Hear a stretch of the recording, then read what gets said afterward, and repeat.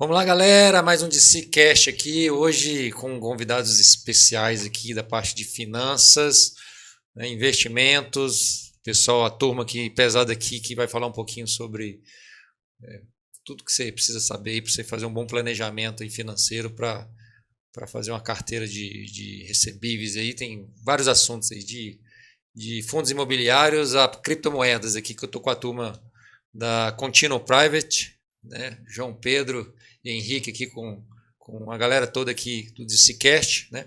Mas antes de abrir aqui um pouquinho para eles se apresentarem aqui para a turma, a gente só queria, né, colocar um pouco o que é o nosso propósito aqui no DCcast, da Digital Connect, né, que é um canal que a gente está buscando trazer informações relevantes aí para os nossos clientes, para os nossos parceiros, né, para as pessoas que gostam de assuntos que vão mudar, melhorar a vida delas, né? Então, que o nosso slogan é conexões que mudam a vida e a gente busca pessoas que possam acrescentar essa conexão para mudar. E aqui, obviamente, a gente está para falar sobre finanças, que é um ponto super importante na vida das pessoas, que muitas pessoas elas não se cuidam, né? E eu sei que vocês têm muito a falar sobre planejamento financeiro e às vezes as pessoas deixam lá para o final da vida e aí já não dá mais tempo, né? Porque, querendo ou não, finanças assim, a longo prazo, juros sobre juros, dá bastante dinheiro, né? Dá um resultado surpreendente. E para quem, né, não conhece ainda o DCcast e quer continuar acompanhando aí os nossos vídeos, se inscreva no canal, né, dá o seu like se você gostou, compartilhe aí com a turma aí para a gente poder atingir mais pessoas aí que querem aprender junto conosco aqui. Então vamos lá, vamos começar então aqui, Henrique, João, quem quer aí começar aí, fala um pouquinho aí de vocês, se apresente aí, Henrique. Acho que eu vou mais velho para o mais novo, como que é aí? Hierarquia, vamos respeitar a hierarquia. A hierarquia aqui é todo mundo rala. Eu acho que... Bem, falar um pouquinho então, acho que da Continuum, né? Na verdade, surgiu... Eu fui funcionário público por 10 anos, trabalhei no governo, e larguei para tocar uns projetos pessoais, e acabei entrando nesse mercado que era um hobby meu, né? E nessa de me aprofundar, estudar mais e tal, fui pesquisando, fui aprendendo, fui aprofundando operações que eu já fazia desde 2008. Quando você fala do mercado, realmente de operar mesmo, de entrar, comprar ação, comprar renda fixa, fazer, já administrar a minha carteira ali, né? Mas eu fui me aprofundando de aprender mais. Mas a sua carteira é pessoal? Pessoal. Né? E aí, isso foi ali por meados de 2017. E aí nessa começou, minha mãe pediu para ajudar com o dinheiro dela que estava no banco, ela sempre escutava falar que era ruim, mas não sabia o que fazer. Depois ali meu pai meus irmãos nessa linha, e aí alguns amigos próximos. Só pedir aqui umas dicas para vocês, só subir um pouquinho o microfone aqui. Melhorou aí? Melhorou aí, tá melhor aí, Lucas? Ajustou, beleza. Puxão de orelha aqui. A gente vai ajustando aqui. E aí alguns amigos próximos, de repente eu me vi cuidando de uma carteira milionária sem ganhar nada por isso. Eu falei, peraí, tem alguma coisa errada, né? Como assim? E fui entender como é que funcionava as áreas do mercado, né? Então as certificações de analista, de agente autônomo, que é o que faz o atendimento aqui na ponta, a parte mais comercial que a gente chama, e ver o que enquadrava mais com o que eu gostava de fazer. Mas quando você estava no banco, não era essa área que você estava, não? Não era no banco, não. Era desenvolvimento social e combate à fome, era ministério. Ah, no ministério. Eu trabalhava na área de finanças lá, depois eu fui trabalhar com uma política fim mesmo.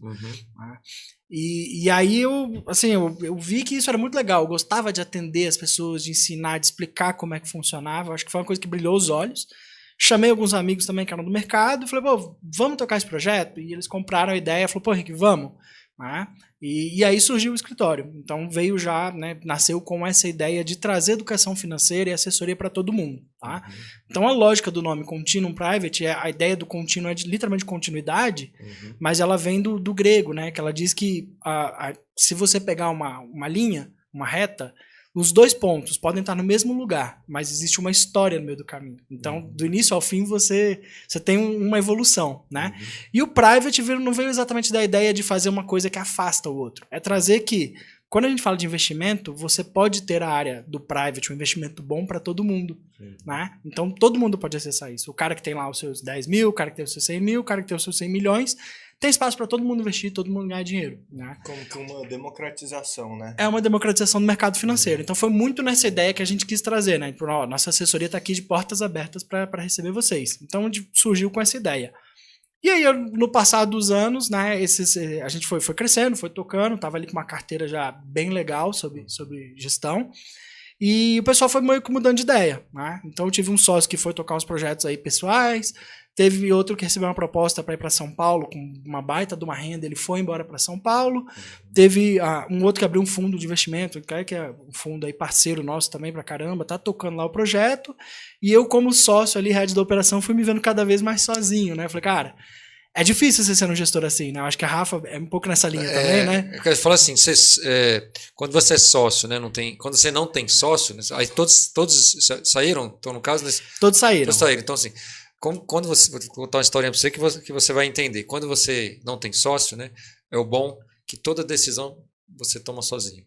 E o ruim é porque você toma toda decisão sozinho. Assim, acaba que não tem nem só vantagens, não tem só desvantagens. Eu acho que tem exatamente isso. Assim, né? Aí depende de cada um, né, vamos dizer assim, do psicológico de cada um, não sei, do motivacional de cada um. Mas é muito mais fácil você compartilhar, isso daí não tenho dúvida. Hoje eu trabalho, né, no caso da Digital Connect, eu não tenho sócio, né? Mas é essa que às vezes é aquela vontade assim, cara, tem que tomar essa decisão, mas tem que tomar sozinho. Puta, não seria ruim se eu tivesse alguém para fazer isso. Cara, sim, se eu fizer, que negócio, se eu fizer, eu acertar, eu acertei, mas se eu errar, eu errei. Então, você sempre fica com aqueles... E a dor, ela é sempre maior, né? Eu brinco maior. assim, no mercado, tem até uma experiência que foi feita, né? Que o investidor, ele sempre quer entrar, o arrojado, ele sempre quer entrar para ganhar pelo menos o dobro da perda, tá?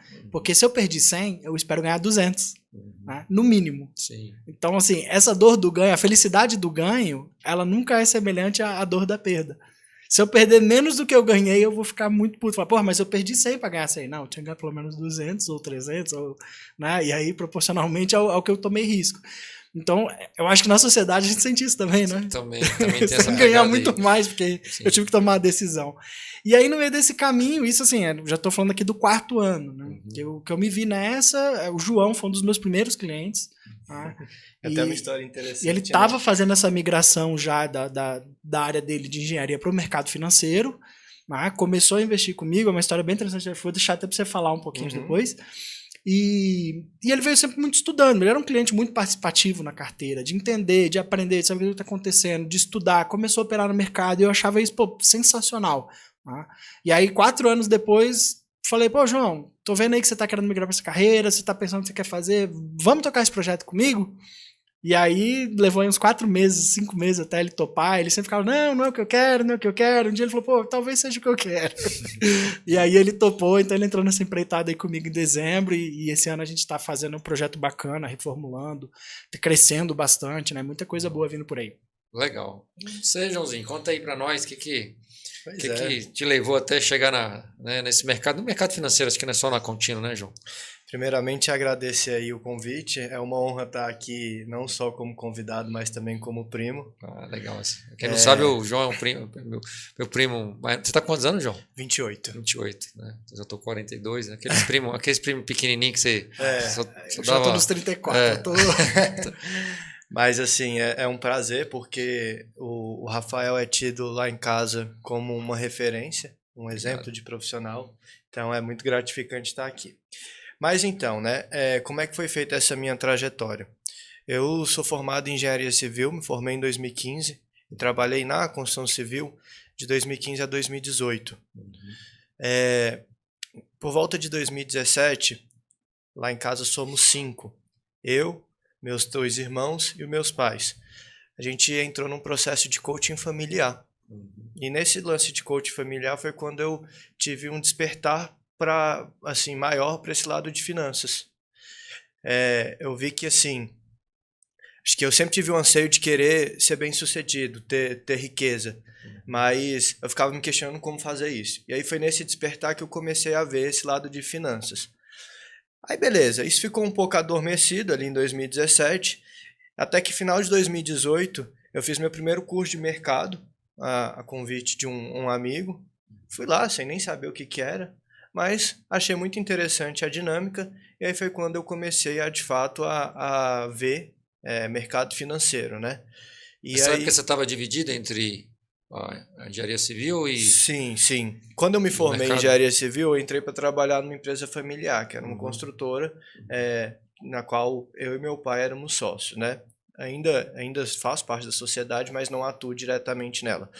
E aí eu fui passando por uma série de experiências que eu até brinco que assim, foram experiências boas para que eu pudesse aprender quem que é o João Pedro, o que ele gostava, o que ele se identificava, porque também quando você trabalha em um ambiente que para você pessoalmente não é um ambiente interessante, você aos poucos vai querendo se desfazer daquilo. Desmotivando, né? Vai se desmotivando, justamente. E aí, quando eu conheci em 2018 o mercado financeiro, eu vi que era uma dinâmica diferente e se adequava àquilo que eu estava procurando profissionalmente. Em 2019, teve um evento que um amigo em comum meu e do Henrique marcou, que era um evento, um jantar numa churrascaria, e aí acabou que, por ocasião do destino, eu sentei do lado do Henrique. E a gente começou a conversar. Ah, você não se conhecia? Não, aí foi quando a gente se conheceu, né? E a gente começou a conversar, e papo vai, papo vem, ele perguntou o que eu fazia, eu perguntei o que ele fazia, até que ele falou, não, eu tenho uma assessoria de investimento. E engraçado que semanas atrás desse nosso primeiro encontro, de eu ter conhecido ele, eu tinha ido num escritório de assessoria de investimento lá no Plano, e eu tinha ido a Maria Leonora, minha irmã, e minha mãe. E aí eu tava até comentando com ele, cara, que legal, eu fui algumas semanas atrás num escritório desse, mas, cara, eu achei uma coisa muito chique. Você chegava no escritório, tinha uma mesa de bilhar, tinha uma coqueteleira assim com um uísque 25 anos. Eu falei, pô, legal, mas eu acho que não é pra mim isso aqui. Sabe aquela coisa que é pra causar uma boa impressão, mas que acabou afastando? Já recebi convite de... Aí, para alguns impacta, para outros às vezes afasta, né? E foi o meu caso. Porque eu falei, pô, eu sou na minha atual circunstância, recém-formado, eu sou um pé rapado, eu tô começando a galgar agora a vida. E aí eu virei pro Henrique contar essa experiência que eu tive, que de certa forma foi um pouco negativa. Eu falei bem assim, pô, mas então, deixa eu entender seu trabalho. Se eu chegar lá com R$500, sei lá, R$3.000, você me atende? Ele, pô, claro que eu te atendo. Eu achei super interessante essa abertura. E aí, uma coisa que o Henrique conta, e hoje em dia eu também assino embaixo, que é o seguinte, você não desmerecer esse cliente pequeno, de baixo ticket, você está abrindo uma série de portas, porque atrás de mim, por mim, ele conheceu meus pais, ele conheceu meus irmãos, conheceu meus sogros, conheceu familiares. E aí são pessoas que já têm um poder aquisitivo maior para poder...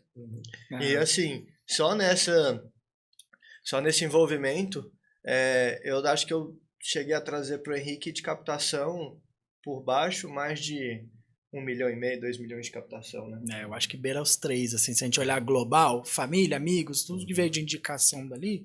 Uns 3 milhões? Vamos dizer, um pé rapado ali, uma então, carteira assim, de 3 milhões. Essa é exatamente a ideia do que eu falei do private. Sim. Não que eu quero afastar, mas o private não é só para o cliente que tem 3 milhões. Tá? O cara que tem 3 mil, porque, assim, ele precisa fazer reserva de emergência, isso é um fato. Sim. Não adianta ele chegar no escritório e falar, pô, vamos comprar ações aqui, vai ficar rico com isso.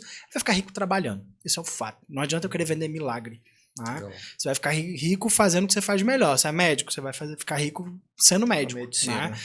Eu vou ficar rico sendo assessor, eu vou ficar rico tendo a minha empresa. Ou então, assim, foco, né? Igual assim, o João, quando falou, ele fazia engenharia civil. Eu quero ser rico no mercado financeiro. Cara, então para o que você está fazendo e vai. Você vai trabalhar com o mercado financeiro. Que foi o que você fez, Exato. que eu lembro que na época você até mexeu, contar essa experiência aqui com a gente também, para o pessoal trocar um pouquinho de informação. Aqui na questão do day trade, eu sei que você está operando até ainda. Até hoje eu opero, né? Então, aí, quando eu comecei a conversar com o Henrique, o que eu tive de ideia? Foi bem assim, cara, beleza, eu tô me vendo fazendo uma migração profissional, saindo da engenharia civil para o mercado financeiro. Eu preciso aprender essa nova profissão, porque é o que quem começa no mercado financeiro vai escutar falar muito, fala bem assim, cara, para você ser um médico, você leva 6 anos de faculdade. Para você ser um advogado, 4 a 5 anos. Engenheiro igual. Então, para você ser um trader, um operador de mercado financeiro, você também tem que respeitar essa curva de aprendizagem. Então, assim, não é pensar que você vai fazer um cursinho de final de semana e você vai chegar lá na segunda-feira e vai fazer uma boleta de R$10.000 por dia e você tá rico. Isso é uma falsa ilusão, uma doce ilusão que o pessoal vende muito no mercado. E aí eu com essa ideia, eu pensei bem assim, pô, beleza, mas enquanto eu não torno essa profissão rentável, eu preciso de alguém que faça essa gestão do que eu vier a ter, ganhar com o que eu estou desenvolvendo. E aí eu coloquei... eu comecei a aportar capital no escritório do Henrique. E, em paralelo com isso, Rafa, eu fui me desenvolvendo no day trade, que era o que o Henrique brincou, né? Que ele me fez vários convites. Eu falava, não, eu quero ser trader, porque eu quero ter liberdade geográfica, eu quero poder trabalhar a hora que eu quero e aonde eu quero. E não é bem assim. Cara, é uma prisão. Assim, você já está falando de trade, mas vamos entrar já um pouquinho nessa parte, né? Apesar que, sim, conclui aí na sua história para a gente entrar depois eu entrar até no falei trade. para ele, eu falei, você sabe como que você faz 100 mil reais no trade? Aí ele já ficou todo empolgado, né? Eu falei assim, você bota 1 milhão lá.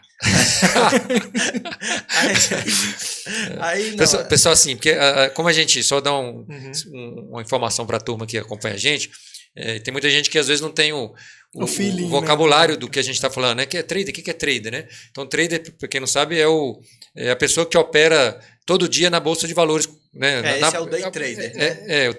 O day trader, porque você estava fazendo day trader também, né? Isso. Então, assim, mas a pessoa, o trader que opera na bolsa de valores e o day trader todo dia que faz operações de compra e venda, né? Não só na bolsa de valores, mas também para outras operações, né? De criptos e outros, que opera em renda variável, né? Tá. Sim. Então, aí para concluir, né? Aí eu fiz essa migração 2018, 2019, 2021 aceitei o convite do Henrique em dezembro. E também no ano de 2021, início de 2021, eu dei início à minha segunda graduação de economia. Que eu fiquei assim, ainda em dúvida, pô, eu vou para uma segunda graduação ou eu vou logo para uma pós? Mas você formou em economia? Não, eu tô cursando economia. Você está cursando? legal. Tô. Sim, você fez uma imersão mesmo na área agora. Sim. É isso que você vai seguir. Legal. Eu falei, pô, beleza. E aí eu optei, foi até um questionamento que eu fiz, não só para o Henrique, mas para várias pessoas da área. Pô, eu vou para uma segunda graduação ou eu vou para uma pós? Só que eu sentia uma necessidade, Rafa, de pegar os conteúdos ali de introdução mesmo, sabe? Porque economia acho que é um conhecimento inerente a todos, porque a gente sempre está escutando falar no jornal, na rua, enfim. Mas eu sentia falta mesmo de pegar aquela introdução ali. E eu falei, não, beleza, deixa eu fazer eu tô novo ainda, né? 28 anos, falei, não, deixa eu fazer essa faculdade.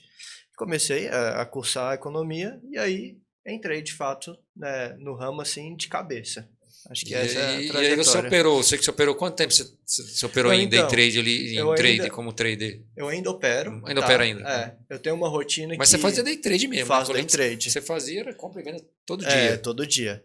Eu faço day trade, eu tenho uma rotina que até às 10 horas da manhã eu tô operando. O mercado futuro, ele abre... Tudo é pauleira. ele abre 1 hora antes do mercado à vista, né? Então o mercado à vista vai abrir às 10, o futuro abre às 9. E aí eu pego justamente... nesses 3 anos eu fui entendendo como é que funcionavam as operações e eu fui entendendo que técnica usar. Então, eu já passei da análise gráfica, já fui para análise técnica e aí agora eu estou na análise de fluxo. E o que é isso? Só para exemplificar. Toda vez que você tem um ativo lá, se eu quero comprar e você quer vender, você vai colocar um preço de venda. Por exemplo, R$17. E eu vou colocar o preço que eu quero comprar. Eu quero comprar R$16,50. Eu, como comprador, vou sempre querer comprar mais barato. E aí, com essas ordens, você vai formando o que a gente chama de book de ofertas. Eu quero comprar R$16,50, mas o Henrique quer comprar 16. Então, a ordem dele vai estar abaixo da minha. E eu quero vender a 17. Você quer vender a 17. Então, do lado esquerdo vai estar as ordens de compra e do lado direito vai estar as ordens de venda. Você quer vender a 17. Mas o Manuel lá quer vender a 17,50. Então, a ordem dele vai estar abaixo da sua. Então, ou seja, você acaba que vai fazendo todo esse jogo. Você comprou a minha ordem, porque você chegou mais próximo, 16,50. Sim. E aí é o que a gente chama de agressão a mercado, né? Pô, ninguém não consegui vender a 16,50, beleza, eu aceito pagar 17. E eu vou e compro sua ordem. E nessa dinâmica, a gente vai formando o book de ofertas. E quando a gente fala leitura de fluxo, é justamente ver esse fluxo. Quem está comprando, quem está vendendo e como é que está o deslocamento do preço. Está descendo, se está subindo. E a gente vai vendo ali, com esse fluxo, os pontos de exaustão e de absorção que é onde pode ter inversão. Opa, os compradores aqui deram uma calada, então os vendedores vão vir agora. E aí nessa dinâmica eu fui entendendo e fui me aperfeiçoando, então hoje eu continuo nas minhas operações de day trade, operando por fluxo. 3 anos já que você está nesse mercado, já 3 anos. Estudando. E a pergunta é, vale a pena day trade, cara?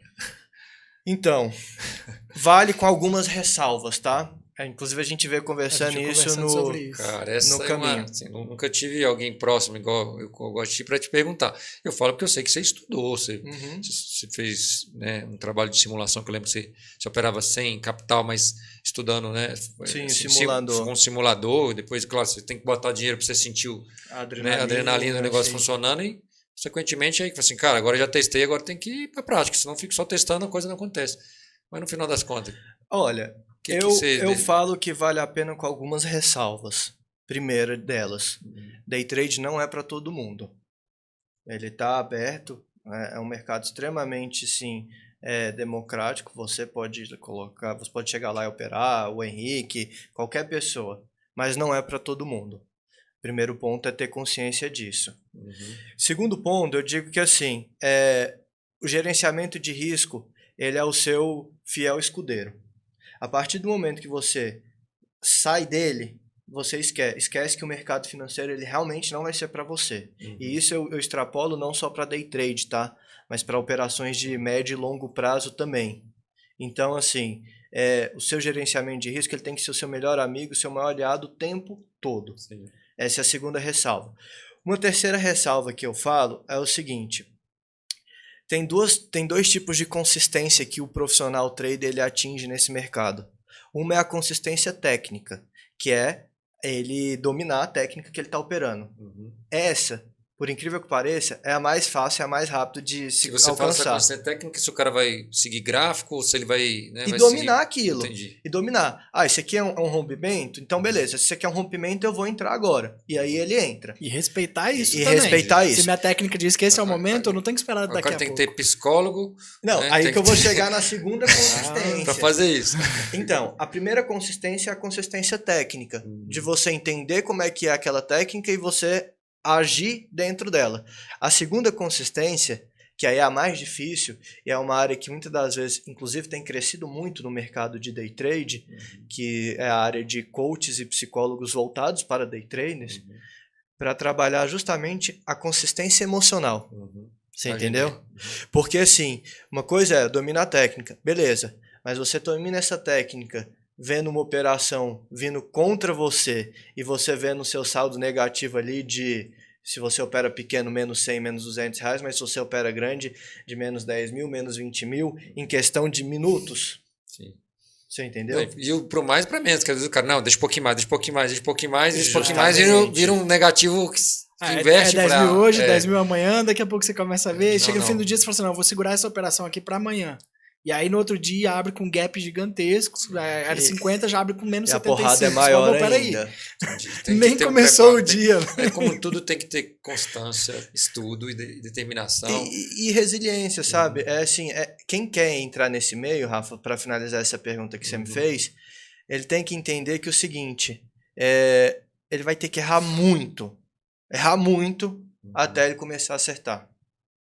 E assim, errar muito que eu te falo é o seguinte, às vezes você está numa operação, o seu gerenciamento fala que sei lá, se você estipula que você pode perder até 10 pontos de dólar, que é um gerenciamento que eu uso hoje, né, para operar mercado futuro de dólar.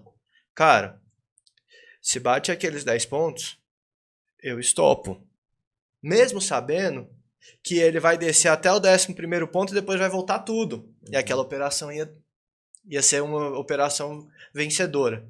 Mas eu estopo. Porque é aquilo que eu te falei no início. Consistência emocional. O seu gerenciamento de risco ele tem que ser o seu... Gerenciamento de risco, consistência emocional. Você fala assim, cara, não vou pedir não, da próxima vez eu seguro um pouquinho mais, eu vou fazer isso. Consistência é a palavra-chave para ser day trade. Consistência. Mas vamos voltar do início, né? Já começou pesado com o assunto aqui, logo day trade aqui. O pessoal deve estar, puxa, a vida daqui não é para mim, mas não é para você, e fica aí.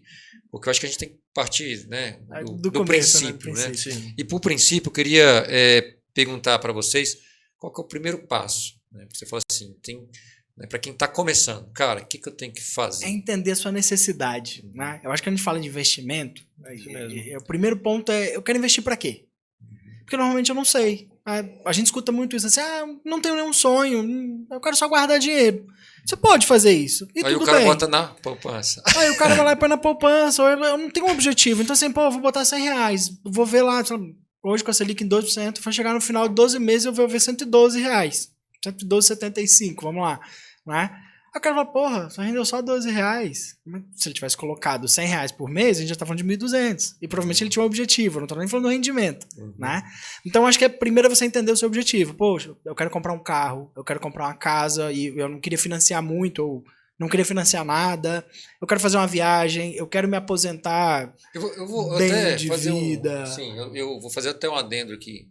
E não sei como que a Contínua trabalha, mas acho que tem até um passo antes, e aí eu queria até ver como vocês pensam dessa forma, porque muitas vezes quando a pessoa até vai procurar vocês, não sabe, mas ela tem que dar um passo antes. Ela não sabe nem o que ela ganha e o que ela gasta.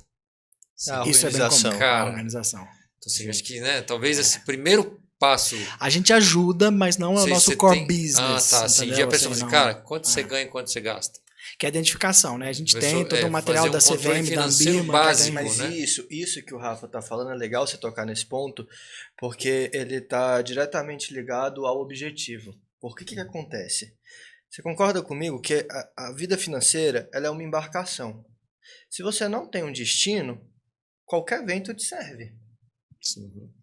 E o que a gente percebe muito das pessoas que não têm organização financeira? A falta do destino que ela vai dar para o dinheiro dela, qualquer coisa serve. Então, se ela tem R$100 no bolso, ir ali e comprar, ir no cinema e pagar além do ticket do cinema, ir lá e comprar R$50 de pipoca, para ela tanto faz. Tudo serve. Então, essa organização financeira é muito legal porque as pessoas começam a tomar consciência dela quando a gente vem com essa pergunta. Qual que é o seu objetivo? Sim, legal. E é engraçado porque normalmente, é o que a gente vê muito, né? O Pode- sonho do então ganhar essa muito. pergunta é primeiro, então, tá certo. E aí esse Então, cara do qualquer destino serve, onde que normalmente esse cara entra? Na cripto, que a gente pode até falar mais lá na Sim. frente, que é tipo o mais arriscado. Entendeu? É. Tipo, cara, vai com 1% do seu patrimônio, o cara fala, não, eu tenho R$1.000. Ele põe tudo lá. Então não, eu acho que é muito nisso. Né?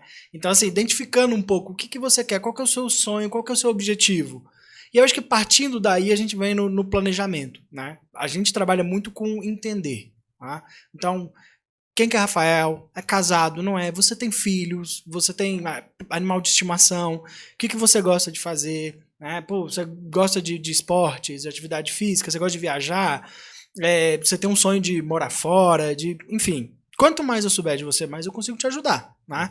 Então, depois de eu entender tudo isso, que eu virei seu melhor amigo, que a gente vai falar de dinheiro.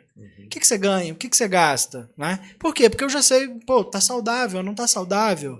Dá pra você guardar isso? Não dá? Pô, você ganha tanto, você paga muito imposto de renda. Faz sentido a gente fazer aqui um trabalho para você ter ali uma desoneração fiscal, talvez? Uma previdência? Ou não? Você já tem um volume muito grande no Brasil, faz sentido às vezes você mandar um dinheiro para fora, investimento exterior, enfim, né? É muito de entender isso, porque cada um é cada um. Se você falar para mim que você quer comprar um carro daqui a 6 meses, você tem um objetivo. E dificilmente você vai poder tomar risco. Sim. Se você falar para mim, pô, é um dinheiro que eu posso tomar risco, ou que eu estou disposto a tomar risco, eu tô pensando lá para minha aposentadoria daqui a 30 anos, é outro objetivo. Né? Então é muito, acho que o primeiro passo é esse, é entender o que eu quero e começar onde? Na minha reserva de emergência. A gente bate muito nessa tecla. Antes de entrar na reserva de emergência, um ponto também que vale ressaltar aqui é que essa anamnese que a gente faz, quanto mais detalhada ela é, melhor vai ser para o cliente e melhor vai ser para mim como profissional, porque eu entendendo melhor do meu cliente, eu sei o que eu posso oferecer para ele. Um exemplo.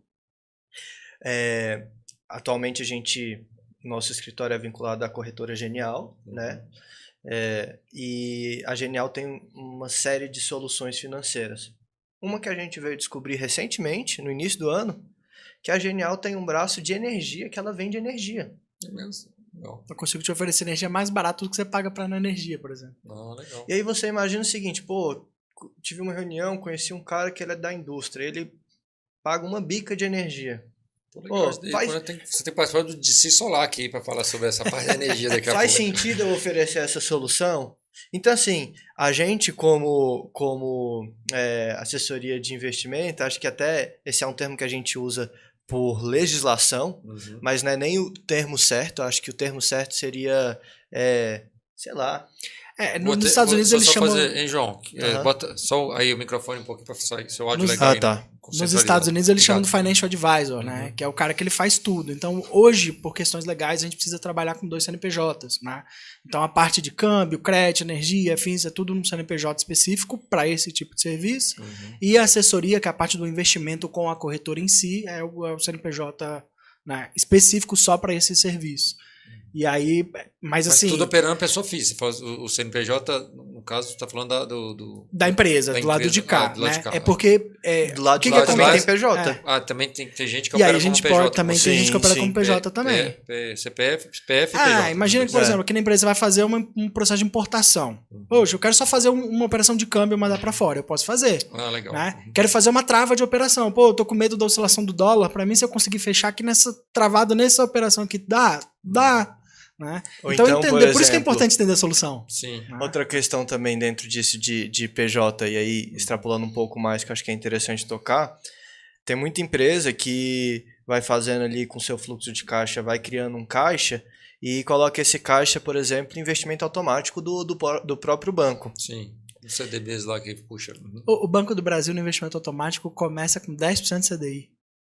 Ou seja, é ridícula a rentabilidade. É tipo 1% ao ano, é pior que a poupança. 0, a gente, como assessoria, a gente consegue trazer soluções que você vai ter pelo menos aí seus 100, 110 do CDI com uma liquidez diária. Diária, legal isso daí. Entendeu? Então, assim, será que não compensa você pegar o dinheiro seu que está parado da sua empresa lá no banco, que não está rendendo nada, muitas vezes está perdendo, porque, por exemplo... O capital de fluxo de caixa que você não usa o mês inteiro. Você não usa o mês inteiro, deixa aqui rendendo. Qualquer dia a mais é algo a mais, entendeu? E aí é interessante o empresário olhar para isso, porque a gente está num cenário que nem saiu o IPCA hoje. O IPCA subiu nem IPCA ontem. Saiu a 12,30. Subiu mais uma vez. Então a gente está num cenário de inflação que está quase alcançando nossos juros. A gente está com uma taxa Selic de 12,75 com um IPCA de 12,30. Então, assim, se não buscar essas alternativas acima do CDI, você vai estar perdendo dinheiro. Em 12 meses já virou, né? Os Sim. últimos 12 meses já virou. Agora que ele tá subindo ainda, mas já tá mais calmo do que tava, né? Então é complicado. Então tem que entender isso, né? E aí eu acho que essa conversa que a gente faz com o cliente é muito, esse primeiro momento é isso. É entender, porque às vezes eu falo com você, Rafael, para falar do seu planejamento familiar, entendo que você tem uma empresa e eu tenho uma série de soluções que também é para sua empresa, né? E aí, então você vê que, poxa, não é só a parte do investimento. É a parte do, poxa, eu sou o Rafael, tenho uma empresa, minha renda é a principal da minha família, minha esposa às vezes não consegue tocar minha empresa, alguma coisa que depende da minha existência, por exemplo. Se eu vier a faltar, faz sentido um seguro de vida para você. Né? Dentro do seu planejamento, o seguro de vida cabe. A diversificação internacional, seja ela para proteção patrimonial, porque justamente tem uma empresa, se eu tenho um problema muito grande, a diversificação internacional ela pode me ajudar a não resolver o problema, mas amenizar, a não afetar aquele meu patrimônio que está externo. Né? Seria uma proteção mesmo, né? Uma blindagem patrimonial, vamos assim dizer. A questão do câmbio, vou viajar, quero né, juntar uma grana lá fora porque meu filho quer estudar fora, enfim. Então você tem uma série de soluções, e quanto mais eu entendo, mais eu trago soluções. E isso você se planeja, porque talvez não seja para você hoje. Fala, não tenho condições, não dá, mas estou formando minha reserva de emergência. Formei minha reserva de emergência, vamos pro segundo passo. Qual que é o seu sonho? Entendeu? Então, a gente trabalha muito com sonho. Eu acho que ele vai além do eu quero. Meu sonho é poder botar meu filho para estudar lá fora. Então, vamos olhar como que a gente faz isso da melhor maneira. Né? Como que você tenha menos gasto ou que você possa correr menos risco para atingir esse objetivo em X tempo. Bacana. E assim, falando dos investimentos, tem um comentário aí sobre... A gente sabe, né, que pior investimento hoje, porque não sabe, é poupança. Né? E ainda tem gente que ainda desconhece um pouco isso. Não, o dinheiro está na poupança lá, poupança seguro. A poupança, você está perdendo dinheiro, você não sabe aí para quem está. E é um título bancário, né? Justamente, assim, é um negócio que você tem que correr, né? E muita gente está ali nessa aplicação. Acho que talvez uma segunda ali, um pouquinho complicado, não sei, mas eu queria escutar de vocês também. Previdência privada é algo que não vale a pena? Vale a pena? Eu queria escutar a opinião de vocês, para as pessoas que... Depende. É muito relativo. Tá? Porque assim, a Previdência ela tem uma regra própria, né? Não é inclusive nem a CVM que acompanha, a SUSEP, que é a parte de seguros, mas ela serve muito, por exemplo, para sucessão patrimonial, tá? Então, o que acontece? Ela não entra em inventário. Ainda que tenha incidência de imposto, um ganho de capital, enfim, nas regras dela, ela não entra em inventário. Então, imagina que você tem um grande patrimônio e que você já está numa idade mais avançada e com um seguro de vida. Você não fez a aquisição daquele seguro vitalício, você fazer um seguro de vida agora é muito caro para você. Certo? Se você morrer, você vai ter lá o gasto para fazer o seu inventário entre 4% e 8% em média, né? Dependendo do estado, dependendo do valor do patrimônio. Imagina que, será que sua esposa tem condições de pagar o inventário para fazer toda a transferência de bens, você não tem uma holding? Não tem. Né? Ela vai ter que arrumar esse dinheiro de alguma forma. Ou do empréstimo bancário, ou de agiota, ou enfim. Né? De alguma forma. Eu já vi casos, inclusive aqui no escritório, que vieram ver se a gente conseguia ajudar, de pessoas falando assim, eu quero, mas eu quero 50% da sua herança. Eu pago o que você precisa, era um valor bem alto, bem expressivo, mas eu quero 50% da sua herança. Então, assim, ele foi procurar um serviço e a pessoa cobrou 50% do valor para resolver. A pessoa fala assim, você precisa de 4 milhões para fazer o inventário. Eu te dou os 4 milhões, mas eu quero 50% da sua herança. Entendi. Porque você não vai conseguir esse dinheiro mesmo? Entendeu? E aí, o que acontece? Se você tem, por exemplo, esse valor na Previdência, ele não entra no inventário. Sua esposa recebe e ela faz o inventário com esse dinheiro. Ele serve para sucessão patrimonial. A outra lógica, tá? É para você, de certa forma, pagar menos imposto de renda. No caso da PGBL, né? Só que essa daí você tem que fazer uma conta muito certeira e ela tem que ser de longo prazo. Tá? O cara que bota o dinheiro ali hoje, daqui 6 meses ele quer tirar. Cada ano vai diminuindo, né? Essa daí é aquela que vai diminuindo, né? Na regressiva ela começa 35. A cada 2 anos ela baixa. Cada 2 anos. 5, né? E chega até 10. De 10 anos ela baixa. Só que ela vai comer 10% em cima do todo. O que eu guardei mais o que rendeu. É diferente dos outros investimentos que é em cima do lucro. Né? Qual que é a grande vantagem? Imagina que, fazer um exemplo bem prático. Tá? Você tem uma renda tributável de 100 mil reais por mês. Então você tem lá a sua carteirinha assinada, por ano. E você recebe 100 mil reais por ano. Você consegue deduzir da sua renda tributável até 12%. Então, se você guardar naquele exercício 12 mil reais, pode ser R$1.000 por mês, por exemplo, você vai ter, na hora de fazer seu imposto de renda, o cálculo em cima de 88 mil, não de 100. Então, teoricamente, no seu imposto de renda, você tem uma dedução ali, se fosse os 27,5%, de aproximadamente R$3.500. Entendeu? Então, você tem essa economia. Quando que o governo vai ganhar esse dinheiro? Naquele imposto que é sobre o todo, lá na frente. Só que se você carrega isso no longo prazo, tá? Acho que aquela conta que a gente fez foi a partir de 10 anos. Eu não tenho certeza desse dado, tá? Mas depois de determinado tempo, mesmo comendo imposto em cima do ganho e em cima do total, eu ainda ganhei mais dinheiro do que eu paguei. Então ele acaba valendo a pena. Planilha isso, conversa com... Tem que ver a renda do cliente. Porque cada caso é um caso, exatamente. E assim, muitas das vezes, só para o pessoal entender como que é a dinâmica de previdência, tá? Eu tenho um dinheiro que eu quero colocar em previdência. A gestora que vai pegar esse dinheiro, vamos supor que eu estou colocando em previdência lá no Banco do Brasil, um exemplo. O Banco do Brasil vai pegar esse dinheiro e vai investir esse dinheiro em fundos de investimento que respeitem uma legislação para atender previdência. Ou nos ativos próprios mesmo, na renda fixa. Né? E aí, o que é interessante de entender isso? Quando a gente faz previdência lá quando a gente vai assessorar numa previdência, a gente consegue trazer um panorama muito mais flexível, porque a gente tem uma gama de fundos de investimento e de ativos para montar uma previdência muito maior do que o banco oferece muitas das vezes. Às vezes é uma renda fixa, não entendi. E muitas das vezes o banco vai oferecer um fundo dele mesmo. Entendi. Para ter o spread bancário na mão dele. Entendeu? E aí o que acontece? Tesouro direto, bom ali, que você vai colocar e você vai fazendo porque às vezes você tem você tem uma taxa de administração grande, né? Então vamos supor que o banco fala, não, você tem aqui esse fundo X que vai te pagar ali o CDI. Vai cobrar 2%. Mas se ele te cobra 2%, você está recebendo 10%. Você tá recebendo abaixo do CDI. Sim, e né? se não der resultado, você ainda tá perdendo, né? Isso ainda se não for pior que isso ainda, né? Porque acontece. Aconteceu comigo já. Eu olhava e falei, cara, a Previdência tá dando prejuízo. Tô depositando dinheiro para o banco tirar. Justamente. E aí, assim, é legal porque dentro dessa dinâmica de flexibilidade, eu consigo montar cenários de previdência para o cliente dentro de uma realidade conservadora, moderada e agressiva. Entendeu? Então, assim, a gente vai sentar, e por isso que o Henrique falou no início, depende muito de previdência, né? Porque cada caso é um caso, cada realidade vai ter suas nuances que a gente precisa com muita calma olhar. E assim, qual a dica que vocês dão assim para quem está começando, né? Vamos dizer assim, quem está... Quais os cuidados que a pessoa tem que ter? Vamos supor que ela já está com esses projetos definidos. Sei lá, vamos colocar dar um exemplo aqui hipotético para ficar mais fácil vocês colocarem esses cuidados que a pessoa tem que ter.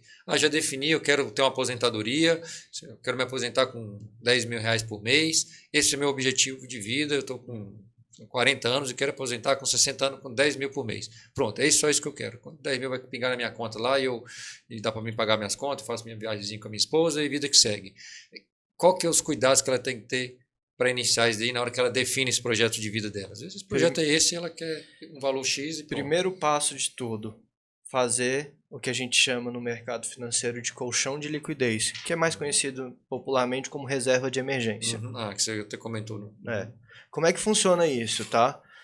A pessoa ela tem que saber quanto que é o custo mensal dela. Vamos supor, meu custo mensal é de 5 mil. Beleza.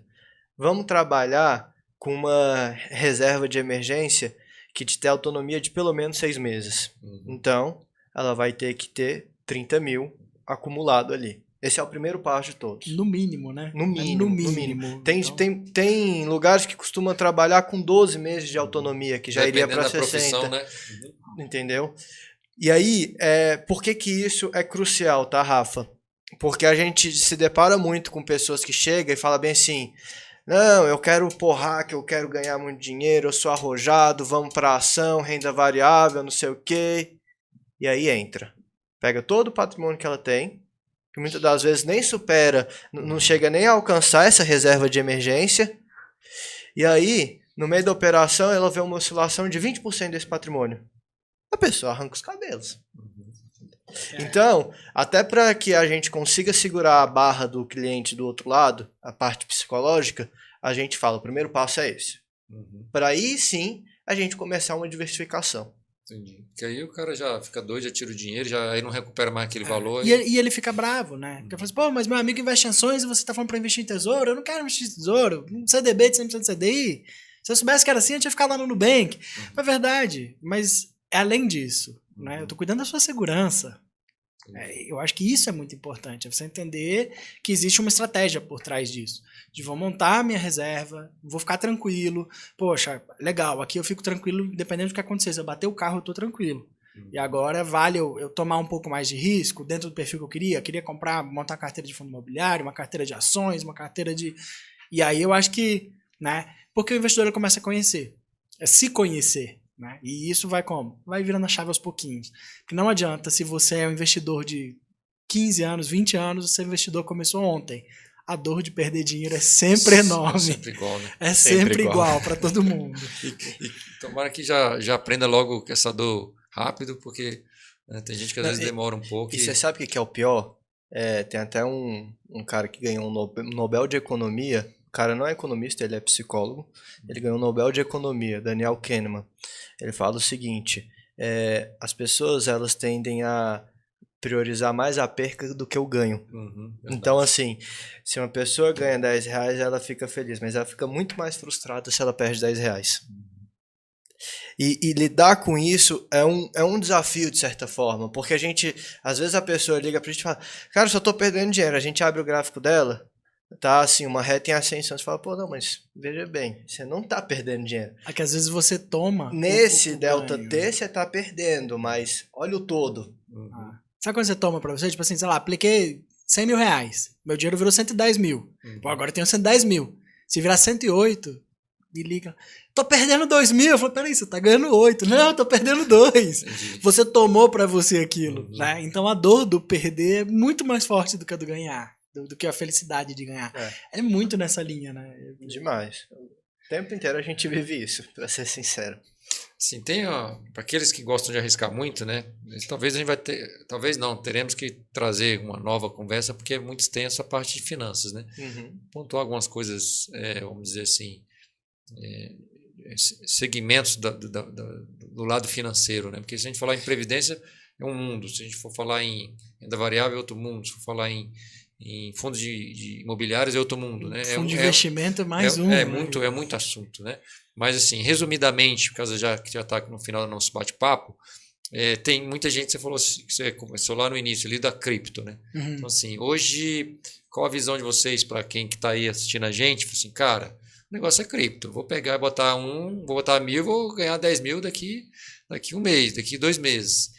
E teve uma situação chata que até um dos colegas nossos de trabalho, uma das filiais, na verdade o esposo dela conhecia uma pessoa, né, que ela pegou um dinheiro emprestado, investiu no mercado cripto, lá, um valor alto no banco, era tudo dinheiro do banco, comprou lá uma moeda X, perdeu praticamente tudo, né, e infelizmente a pessoa cometeu suicídio depois porque não suportou essa pressão psicológica mediante a família, a sociedade. Então ela sim, fez uma operação, a gente se endividou pelo resto da vida e acabou tirando a sua vida, né, para não sei, a gente não sabe o que passa na cabeça da pessoa, mas acabou prejudicando não só ela, principalmente ela, mas toda a família, os que ainda ficaram, ficou né, desamparada ali. Então é um mercado muito volátil, o mercado de criptomoedas. E o que vocês têm para passar para o pessoal que está querendo pegar todo o seu dinheirinho ali e jogar dentro? O que faz? Joga um pedaço, calma, vale a pena, não vale a pena? Calma, assim, eu acho que tudo que paga muito ele tem um risco inerente não, eu digo, é proporcional, né?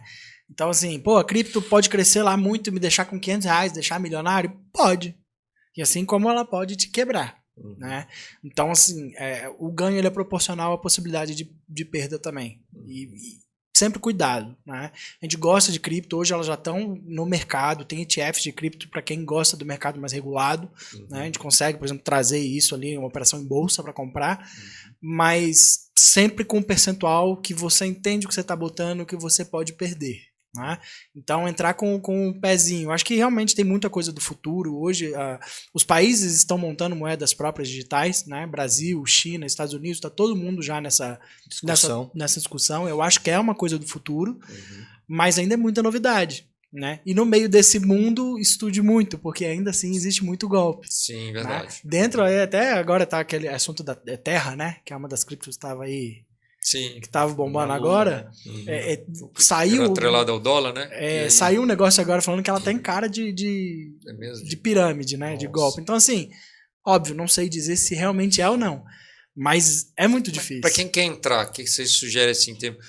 Vamos botar 2 perfis de investidor. Né? O investidor que ele já está com dinheiro, assim, cara, eu tenho um dinheiro parado ali no CDB, mas eu não quero ficar no CDB agora, quero arriscar um pouquinho, apesar que hoje na renda fixa está bem interessante, porque você já está muito atrativo, né? Já começa a virar, né, interessante você ter um dinheiro na renda fixa ali. Mas vamos colocar o cara, eu tenho ali, sei lá, R$100 mil aqui, está no CDB, eu quero arriscar um pouquinho.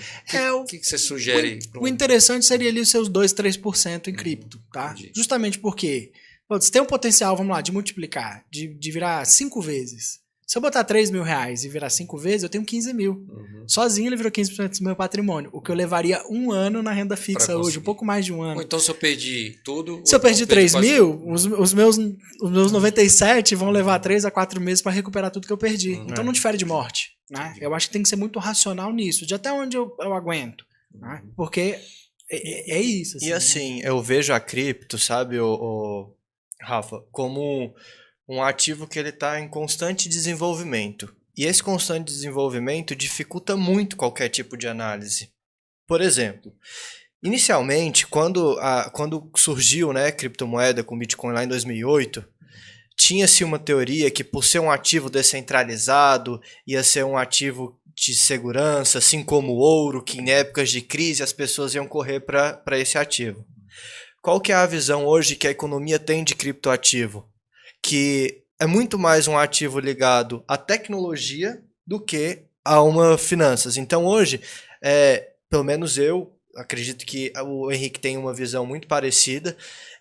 Eu olho criptoativos não como ativo financeiro, mas como ativo de tecnologia. E ele se comporta como ativo de tecnologia. Haja visto alguns fatores. Por exemplo, aumentou os juros nos Estados Unidos, você vê uma Nasdaq caindo, que é a bolsa da tecnologia, e as criptomoedas também acompanhando. Porque se fosse realmente um ativo de segurança, qual que seria a lógica? Corria para comprar Bitcoin. Ela deveria estar aumentando no momento de inflação global. Ela chega no maior nível de correlação, inclusive agora nessas quedas que estão tendo, né, das últimas semanas. E aí você começa a ver que assim, qual que é a verdade sobre o criptoativo? O que realmente é o ativo? É um ativo? Não é um ativo? Ele tem lastro? Não tem lastro? E isso a gente está falando de um panorama geral. Quando a gente vai entrar nos detalhes, que aí você tem liquidez via DeFi, você tem jogos que faz a mineração, você tem metaverso, que já é um outro universo, você tem as próprias criptos. Os contratos descentralizados. Você tem contratos descentralizados, você tem mineração. Você tem investimento em blockchain, que eu acho que hoje, para mim, é o que faz maior sentido. É a tecnologia por trás. Não a moeda em si, mas a tecnologia blockchain por trás, porque eu acho que isso sim vai trazer uma evolução assim enorme em vários ramos. Sim. Mas é isso, a minha visão de cripto é uma coisa que está em constante desenvolvimento e é muito difícil você acertar uma boa tacada. Você entendeu? Esse assunto, mais assunto para outros papos aí, né? E eu queria escutar de vocês, já para a gente estar aqui encerrando o nosso bate-papo de hoje aqui, o que a Continuum Private tem, né, de conexão assim, que muda, porque a gente tem que ter um propósito. Né? Acho que a Digital Connect, quando eu encontrei esse propósito, né, que é gerar conexões para mudar a vida das pessoas, e a gente partiu do princípio de mudar primeiro as pessoas que estavam próximas da gente. Era o colaborador, e o colaborador, a família dele. E isso, graças a Deus, acabou gerando uma família, né, que se ajuda e a gente vem crescendo, né, anos a anos com esse propósito. Esse propósito de gerar essa conexão da empresa de vocês aí para os seus clientes, para o público, legal. Qual que seria essa conexão que vocês avaliam que pode mudar a vida das pessoas? Bem legal, assim, porque, como eu comentei, eu comecei ali com Family and Friends, né, que são as pessoas mais próximas que eu tinha. Tio, tia, mãe, irmão, e eram aquelas pessoas. E essas pessoas são aquelas que você quer cuidar com o maior carinho do mundo, né? Pô, vou botar em risco o capital da minha mãe? Vou fazer um trabalho errado com o capital da minha mãe? Então, assim, e quando a gente criou a assessoria, eu criei muito olhando para essa turma que eu atendia. E eu falei, poxa, se eu posso fazer isso pelos meus amigos e família, eu posso levar isso também para meus clientes, meus investidores, né? Que é cuidar do patrimônio deles, assessorar eles igual eu assessoro a minha família, ter isso. E junto com isso, ver a questão da educação financeira, que pra gente acho que é muito importante. Que é, pô, onde eu chego, você vê que as pessoas, poxa, eu queria entender alguma coisa disso. Quando eu tiver dinheiro, eu invisto. Aquela visão de que investir é para quem tem dinheiro, né? E aí você entra numa roda de rato, né? Aquela coisa infinita que é, quando eu tiver dinheiro, eu invisto. Mas se eu não investir, eu nunca vou ter dinheiro. E aí você nunca começa, porque você distancia aquilo de você. Então a gente até brinca que o nosso slogan é, o mercado financeiro é complexo. Cuidar do seu dinheiro não precisa ser. Né? E junto com isso, a gente traz também um pouco a parte educacional, que eu acho que é até um convite aí que o João queria fazer para você. A gente tem um presente pro Rafael empresário. Legal. Então, a gente tem desenvolvido uma parte educacional na Continuum, que a gente a gente oferece uma palestra de inteligência financeira, onde a gente fala um pouco sobre essa organização financeira e explica também quais são os principais ativos que hoje o mercado tem, como que você pode investir. E a gente tem feito essa palestra para dentro de empresas, para os funcionários. Show. Porque a gente tem uma visão seguinte, se você fomenta essa semente no seu funcionário, ele vai pensar grande, ele vai querer se desenvolver. E tem dado muito certo. E aí, assim, essa é uma palestra que a gente oferece, a gente cobra por ela, e aqui a gente vem legal, como um presente mesmo, se for, claro, do seu interesse. A gente pode fazer até via Zoom, via alguma plataforma que tem os nossos colaboradores de outras filiais, né? Legal. Pode fazer presencial Brasília, que a gente está aqui em Brasília, e faz um para quem quiser participar. E é muito legal, porque nessas palestras a gente costuma fazer a live, né? E não só na nossa página, mas também na página da própria empresa, porque eu acho que isso a gente acaba utilizando a internet a nosso favor, né? Que aumenta muito a visibilidade. E ajuda outras pessoas também, né? Sim. Se programarem. Acho que quanto mais pessoas tiverem informação, melhor o mercado se desenvolve, né? E assim, complementando a fala do Henrique sobre quais são assim as nossas missões, aí. Um terceiro ponto seria realmente a democratização do investimento. Inclusive a gente, no nosso plano de expansão, a gente tem olhado muito por esse lado. Cara, vamos atender o cara de ticket baixo a ticket mínimo, a ticket médio, porque é muito comum a gente ver os escritórios de assessoria de investimento querendo o cara acima de 300 mil, acima de 500 mil. Porque esse cara, de fato, vai gerar um valor que vai ser vantajoso. Mas é o que a gente brinca. Se eu tenho um cara de 1 milhão e perco esse cara de 1 milhão, eu perdi 1 milhão de PL, de patrimônio. Se eu tenho 10 caras de 100 mil que eu vou ter o mesmo 1 milhão, se eu perder um cara, eu não perdi 1 milhão, eu perdi 100 mil. Então eu pulverizei. Então a gente olha para essa democratização por esses dois motivos. Para dar uma pulverizada na nossa carteira, mas acho que além disso, dar oportunidade para quem está começando. E aí até sempre uso o meu caso, né? Se o Henrique não tivesse aberto as portas para mim lá atrás, será que eu estaria aqui hoje? Sim, com certeza. Isso aí. Isso. Muito bom, galera. Obrigado aí pelo papo. A gente que agradece a oportunidade. Vamos ter outros bate-papos aqui, turma, com esses caras aí que já estão aí no mercado há algum tempo e tem muito que ensinar a gente aí. Tá, então aqui a gente está encerrando mais um DCCast. Aí, se gostou, dá o likezinho aí. Quiser colocar algum comentário aí para algum próximo bate-papo aqui com a turma aqui falando sobre finanças, a gente anota para combinar aí uma outra data. Aí, né, também bota aí uma pergunta, vai deixar aí na descrição aí do vídeo aí todas as informações da Continuum, para vocês estarem entrando em contato aí para quem tiver interesse aí de conhecer o trabalho deles. Bom, obrigado, um abraço aí, obrigado pela presença. Obrigado, Rafa. Falou.